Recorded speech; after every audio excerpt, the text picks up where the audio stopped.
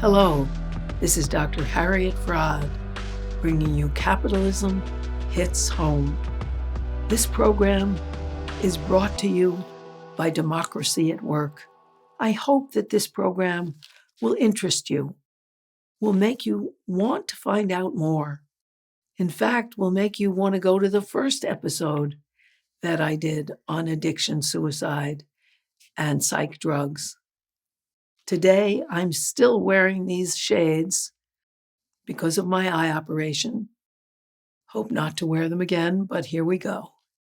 With part 2, the second episode about addiction, suicide, and psych drugs, and why they are all epidemics in the United States.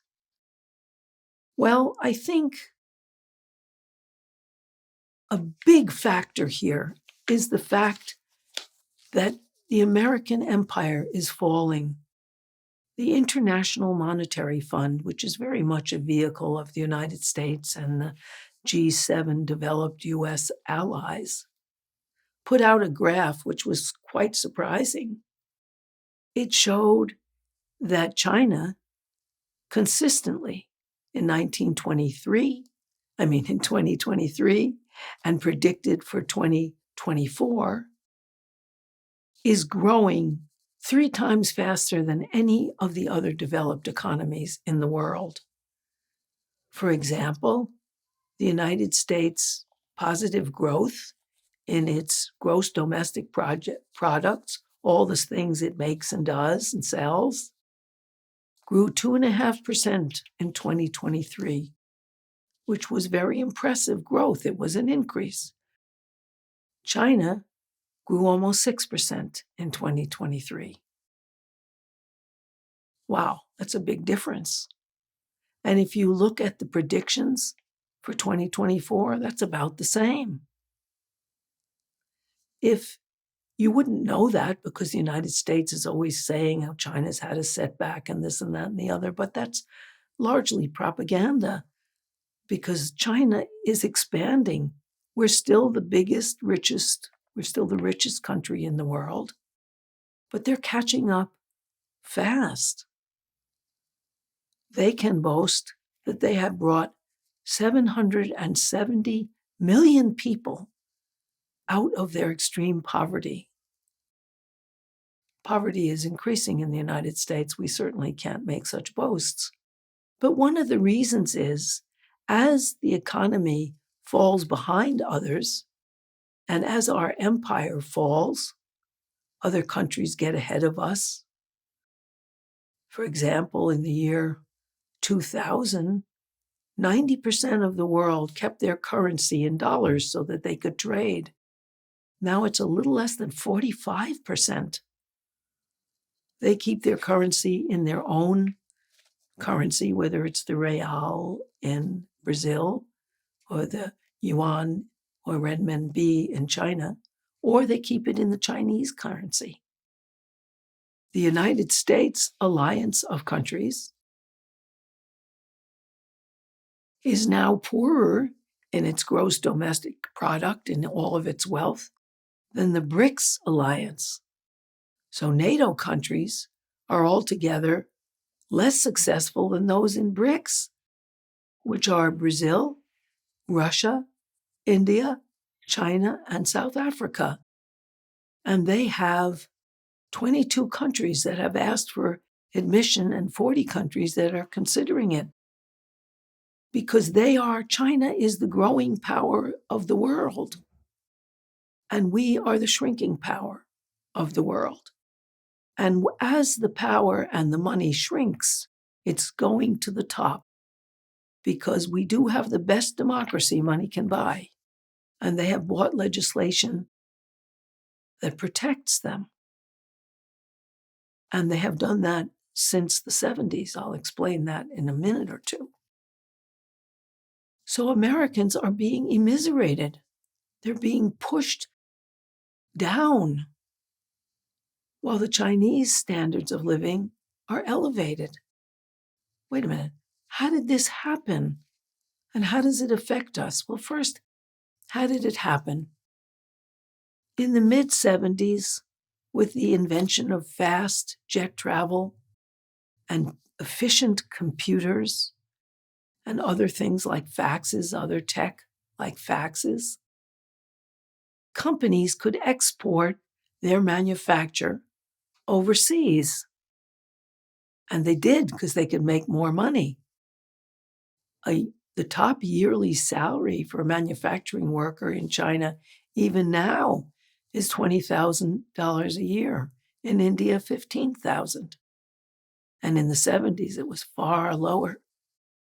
So American manufacturers could export millions and millions of well-paid manufacturing jobs to poor countries like India and China that had no protections for its workers, no required health care, no pensions, as well as no ecological constraints. They didn't have to worry about pollution and other damages. Their workers weren't unionized, as 35% of Americans were unionized before they started outsourcing jobs. Now, other countries, like France and Germany, which had powerful unions run by socialists and communists and the left, made sure that laws were passed that didn't allow outsourcing of jobs. So they haven't suffered as we have.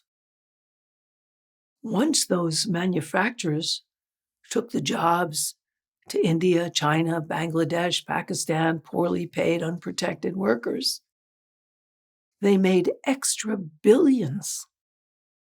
And so in the early 70s, a CEO, a chief executive officer of a big American company, made 20 to 30% more than the average worker. Now they make an average of 300% more, 300 times more than the average worker. Why? Well, they brought their money home. They made billions.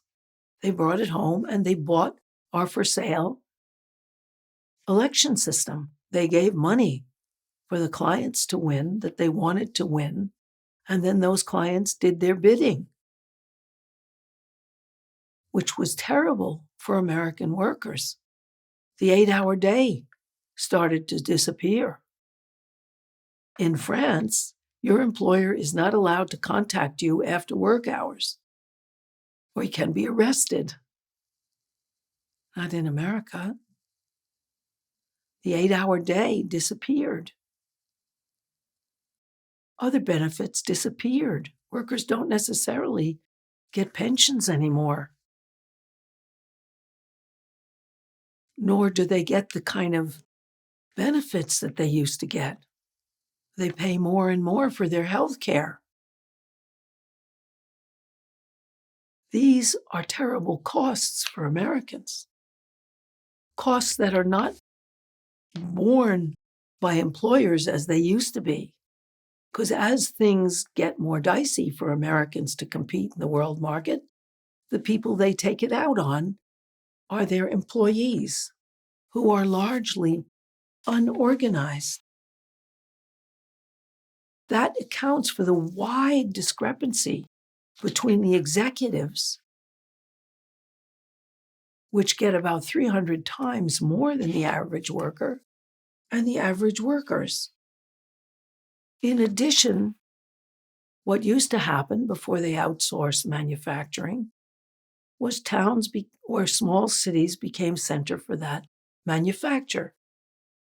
So people grew up there, they and their children worked there, their families stayed together more or less on the same location. Workers who had seniority were respected in the community because they were known.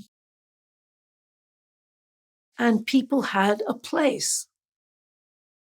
Now those factories are gone. The big employers like Walmart, Amazon, and call centers, or 3 out of the 4 biggest employers, are not in a centered city where the employees are known to one another. They're usually on the outskirts of cities. And so that community center is not there. In addition, once the jobs were exported and the unions were less strong, the biggest employers didn't pay high wages anymore. They didn't have good benefits. The 4 biggest employers in the United States now are Walmart, Amazon, call centers, and fast food. Walmart has very big parking lots because a lot of their workers have to sleep in their cars because they can't afford a home. They also often have a front desk person who helps their workers get on food stamps, so we as American taxpayers can help subsidize Walmart because their workers get low-cost food. At Walmart, you are not allowed to sit down or relax even when no one is in your department in the store. Your supervisor will tell you to get up and walk around, even though no one is there. In fast food chains and also call centers, you have to be working every moment, or your buzzer goes off. You're literally on the clock. In Amazon, if you don't do the work in the seconds that are allocated for you to go to the conveyor belt, for example, get the package that is required and put it on a different conveyor belt so it could be sent to the next step, your little buzzer goes off repeatedly to remind you that you're late. And if you're late too much, you'll get fired.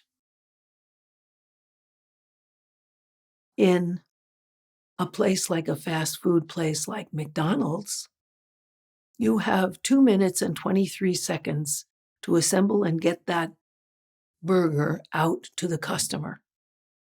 If you take longer, the buzzer goes off and your supervisor will talk to you about it. If no one's in the store, you have to fill the ketchup and the mustard and the sugar and the other containers that they have. You are never allowed to put your elbows on the counter and breathe. In call centers, you are barraged by calls. You have a certain number of time to answer and respond to those calls. Those call centers are often requests for repairs. And what your job to do is to, instead of arranging a repair, arrange for a more expensive product to be sold that's more reliable. And although they get a minimum wage, they get more if they get people to sign up for a better phone plan or a better anything else for which they're working. They have no downtime either. And they're mainly call centers for women. You are allowed a 15-minute break, but by the time you make it out of your 15-minute break at either Amazon or big call centers, it's time to turn around and clock in and go back. A place like Amazon realizes that they are relentlessly working workers to the point of pain. That's true of all of the top employers. That they are no longer the manufacturing plants that were often unionized, where you had breaks, where you had health care, where you had a decent salary, in fact, where you had a family wage that supported dependent wives and children. That doesn't exist anymore. And that has had huge effects on another big source of emotional gratification for Americans. Most Americans' emotional support used to come from families.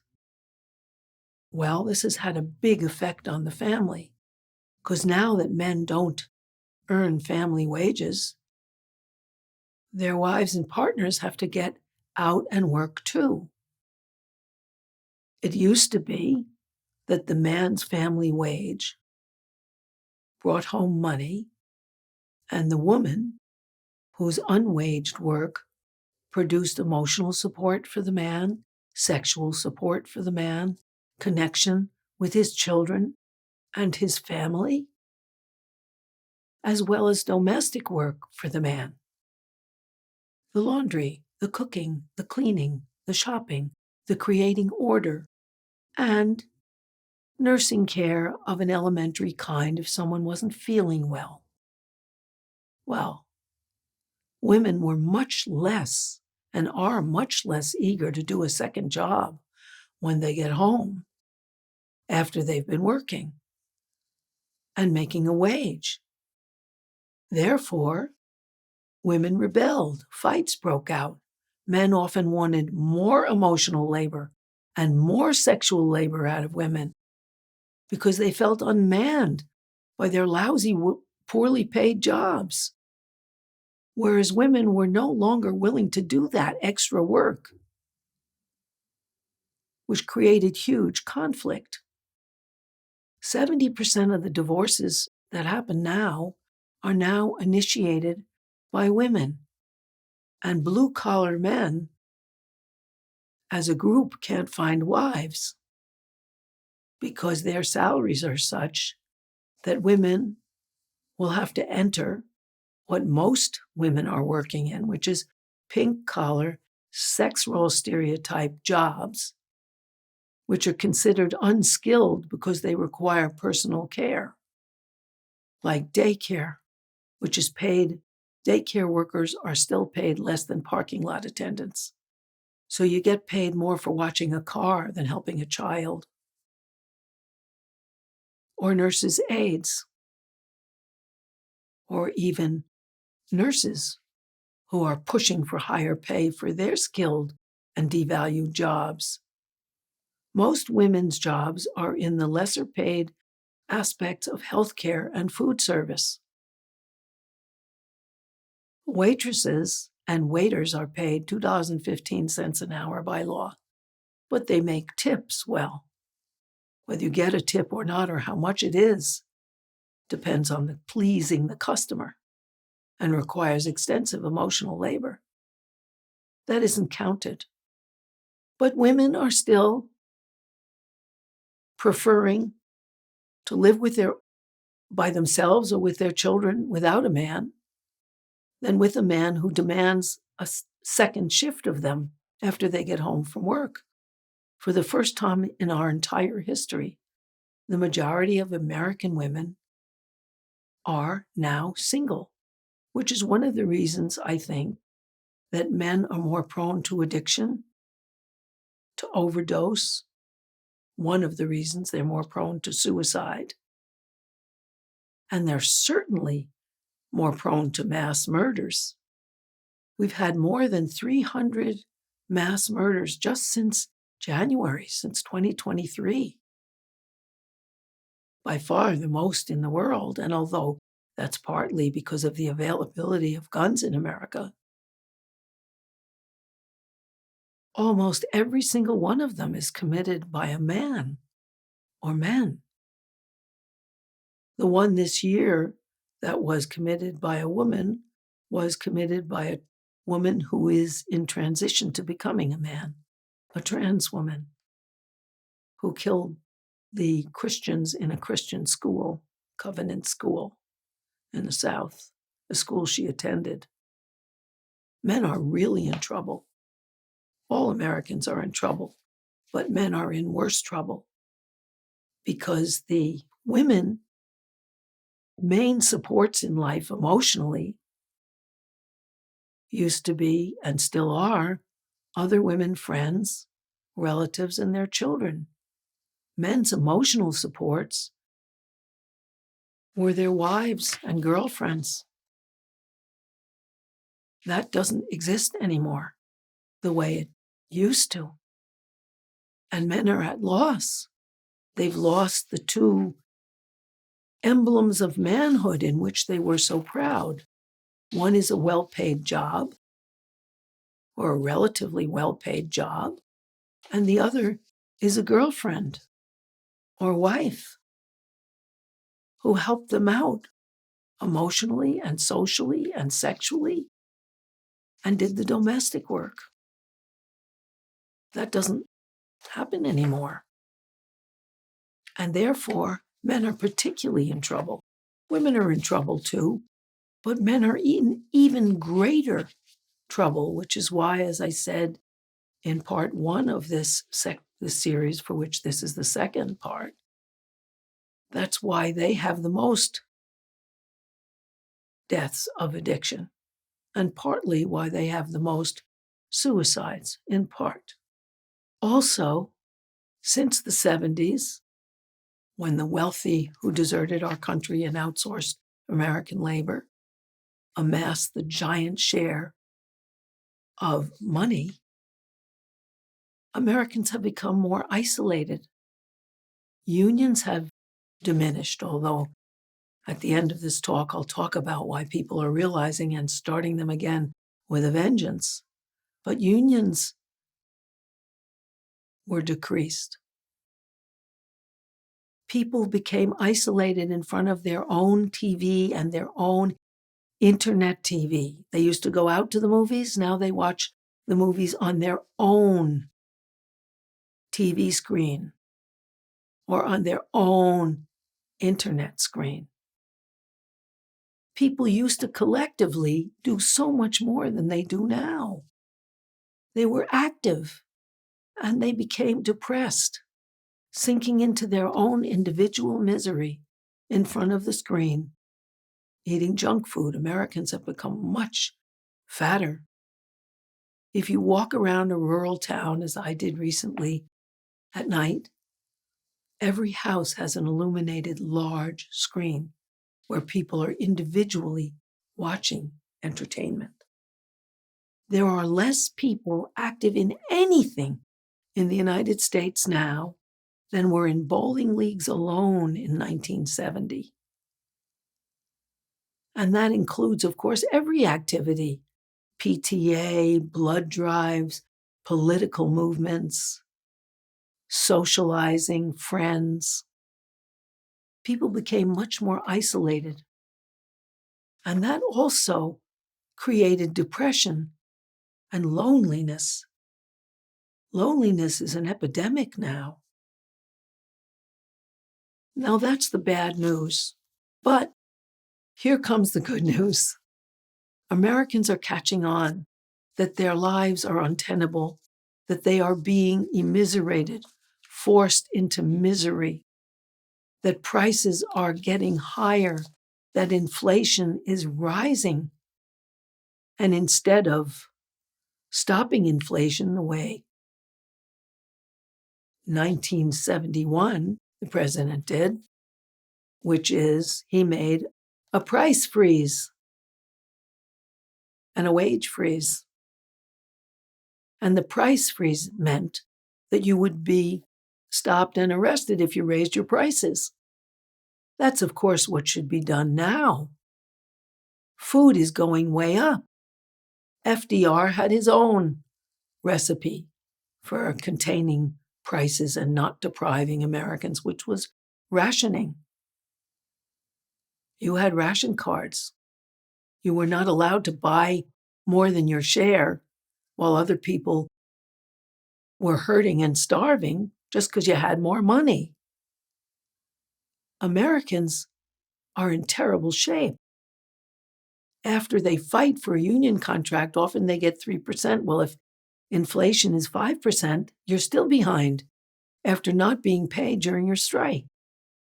But Americans are catching on. They are, first of all, unionizing like they haven't in 50 years. 340,000 UPS workers are getting a much better contract with higher pay and better benefits all around for part-timers as well as full-timers if they finally vote in the union contract. Just the threat of a strike of those 340,000 crucial workers has made the UPS executives, who made wild money during the pandemic and did not share it at all, made them realize, we have to pay more. 400,000 auto workers are threatening to strike at the big three auto plants, where executives made over $14 billion, and they didn't get any raises or improvements in their working conditions. But it's not just blue-collar workers. American workers all over are unionizing and threatening to strike or striking. 48,000 academic workers organized into one big, strong union at the California university system. 48,000, so that they were one big union and no sector agreed to be peeled off from the other sectors in the settlement. There are 11,500 writers from the Writers Guild who are now on strike, along with 160,000 actors in SAG-AFTRA's union, paralyzing Hollywood as well as TV. 2,000 mental health care workers, therapists of various kinds, went on strike in California against Kaiser Permanente, the biggest healthcare provider. There is a new militancy brewing in the United States. Black Lives Matter has made an impact. It is much harder for police to kill innocent black men or black men who committed a minor crime like having a missing tail light without national attention and national mobilization. There are also big effects of the feminist movement, the Me Too and the Time's Up movements. Our governor, Andrew Cuomo, had to step down because of his sexually inappropriate behavior towards women. That's thanks to the feminist movement, Me Too and Time's Up. R&B singer had to step down. That was R. Kelly, had to step down. So did Bill Cosby, hero of family TV, for his sexual assaults that were brought up by 80 women, thanks to the feminist movement, Time's Up, and Me Too. Harvey Weinstein is still in jail because of his sexual predations brought up by Time's Up and Me Too. He was America's most successful movie producer. These movements have had powerful impacts. Men can't really get away with assaulting women.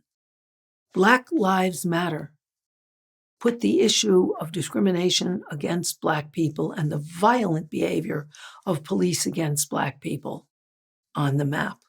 It is much harder for a policeman to kill a Black man for some minor offense than it used to be. Our movements do have power.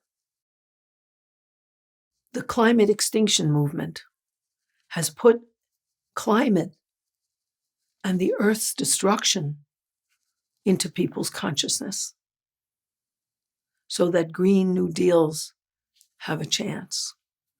In New York City, the city council was elected. It's now majority women. It includes people who are first-time Americans. It includes Hispanic people. All over the United States, police are being punished for shooting and killing men of color. It was Black Lives Matter that brought us to our consciousness and the consciousness of what was wrong. When Floyd was killed, a 17-year-old Black woman filmed it and had the courage to put it on the internet, even though she was harassed but for that. And people saw in the United States a lynching right in front of their very own eyes.